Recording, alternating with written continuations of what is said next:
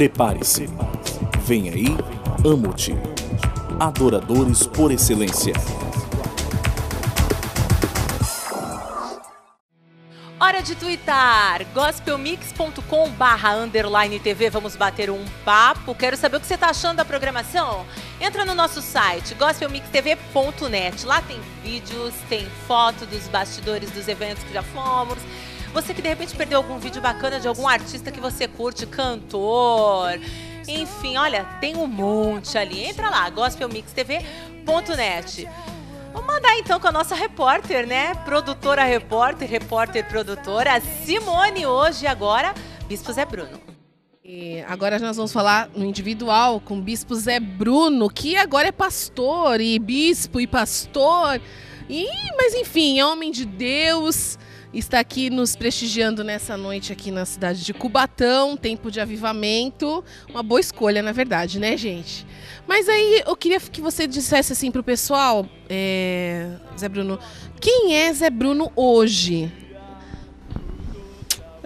Acho que é o mesmo de sempre, na verdade. O de hoje é igual ao de ontem. Os caminhos que a gente toma não muda o que a gente é. Aliás, a gente toma os caminhos que toma por ser o que é, né? Às vezes a gente muda o caminho para preservar aquilo que a gente é. Então, na verdade, eu acho que eu sou o mesmo. A questão do título, eu vejo apenas como uma questão de titularidade mesmo, de nome, de maneira que se chama, né? Por uma série de razões, eu acredito que aquilo que eu vivia como o ministério episcopal, primeira coisa importante é que eu não exerço função episcopal hoje, visto que nós somos uma única igreja. Depois que até colocamos no nosso site uma explicação, quem quiser entra no site da Casa da Rocha, porque somos pastores. Mas é uma série de convicções, acho que até teológicas, se eu posso dizer assim, e que eu acredito que talvez o título pastor seja o mais adequado. Até porque eu entendo que não há uma ligação entre aquilo que Deus te dá e o nome que te chamam. Até porque Jesus nós não chamamos de título nenhum, né? E algumas pessoas fazem questão de serem chamadas pelo título e Jesus não se preocupou com isso. Mesmo os discípulos, depois apóstolos, também não se preocupam com isso, a gente chama Paulo de Paulo.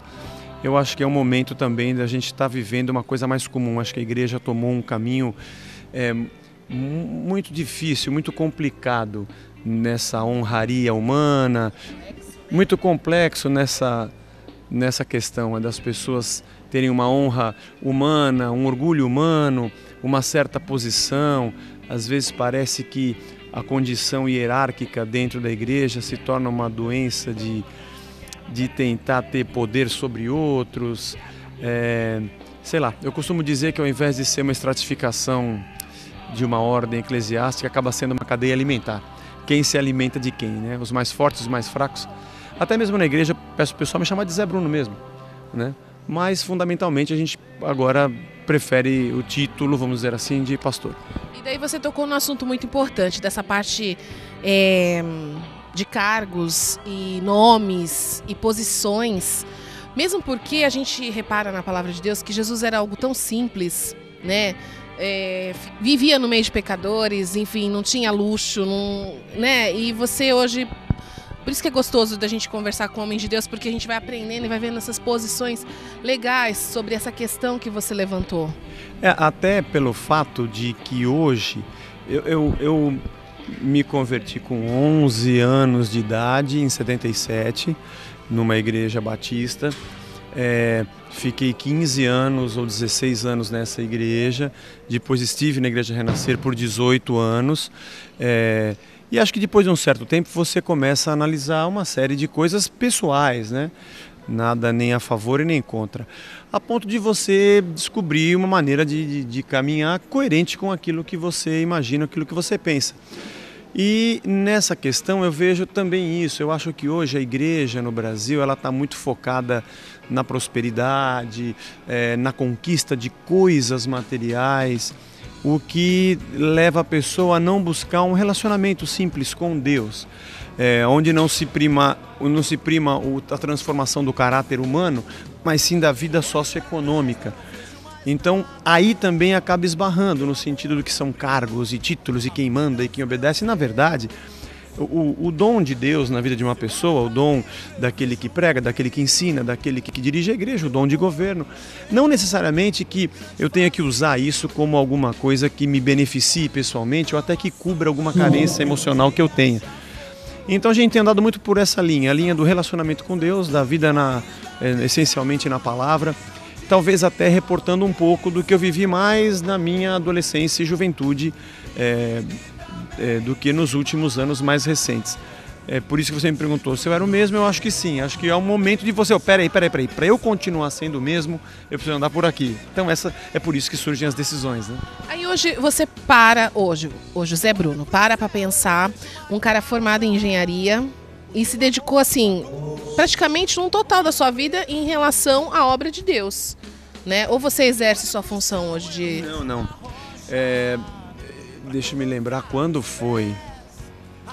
Eu não me lembro agora exatamente o ano em que foi. Eu sou formado em 91, eu acho que foi em 95 ou 96 que eu definitivamente me desliguei. Eu tive acho que 5, 6 anos e mais uns 3 antes de estagiário e trabalhando. Acho que eu trabalhei uns 8 anos nessa área técnica. Depois eu tive mais 1 ano ou 2 que eu atuei mais dando aulas de matemática e física, que estava dentro da minha área, porque eu gosto muito disso, gosto muito dessa área. Mas depois, o chamado ministerial, a gente acaba entendendo que é o principal, a motivação da nossa vida, né? Então foi essa decisão que muitos pastores tomam essa decisão de não estar mais trabalhando tecnicamente naquilo que ele se formou e se dedicar à vida ministerial, né? Bom, você tocou a respeito de um assunto que não teríamos como fugir, sobre o seu desligamento de Renascer em Cristo, né? Uma pessoa que estava sempre ali, muito que na linha de frente, né? Em tudo que se dizia a respeito da igreja e o povo quer saber, mas queria que você, assim, lançasse pra gente como foi essa decisão, que eu acredito que foi bem difícil também.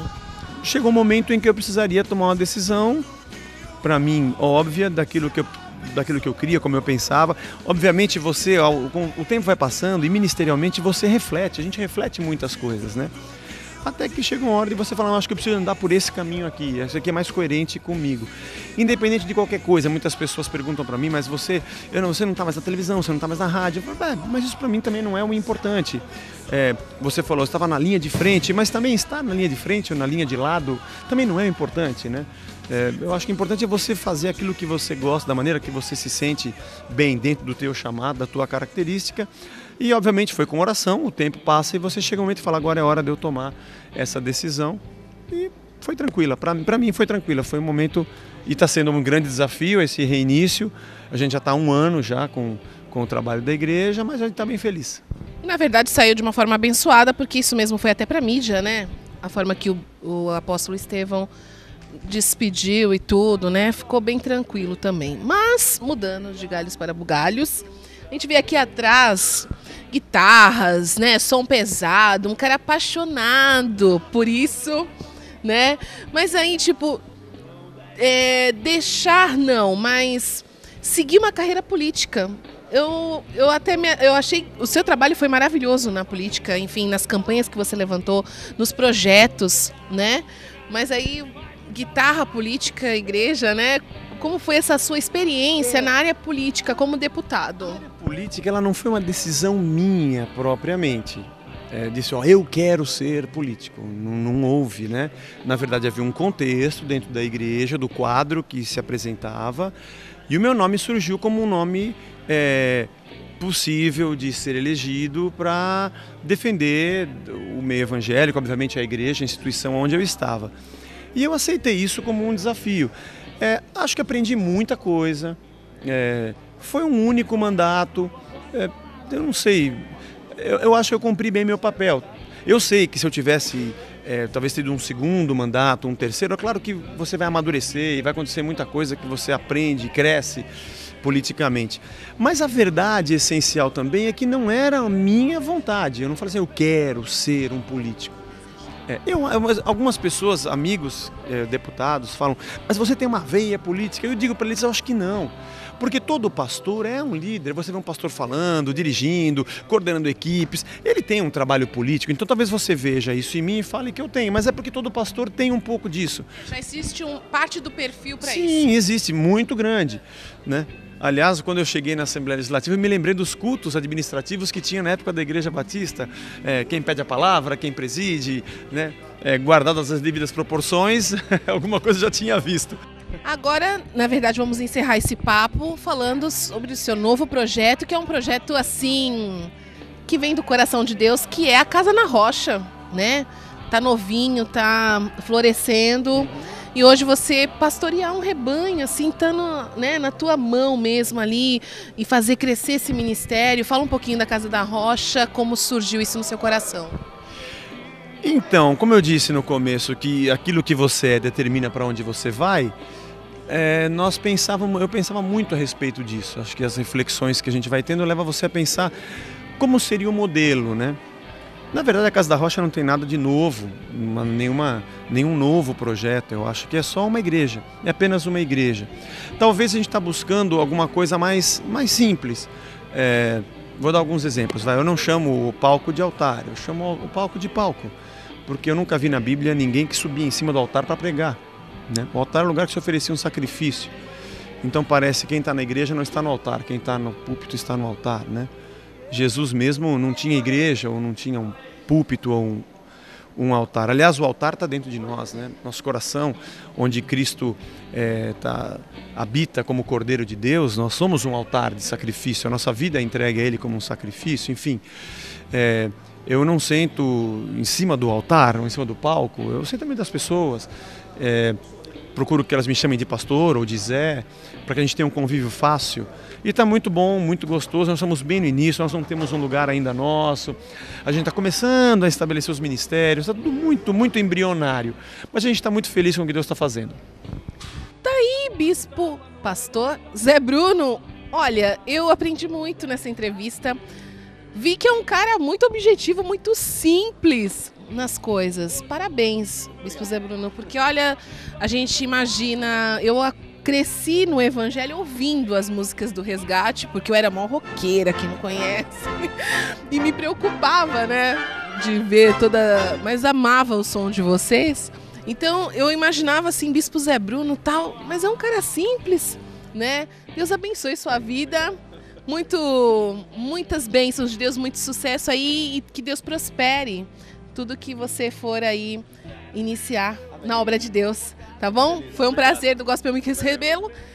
Tati, fico por aqui e aí a banda Resgate, você confere imagens exclusivas dessa grande noite aqui na cidade de Cubatão. Não há sombras do que um dia já foi, só certezas do que ainda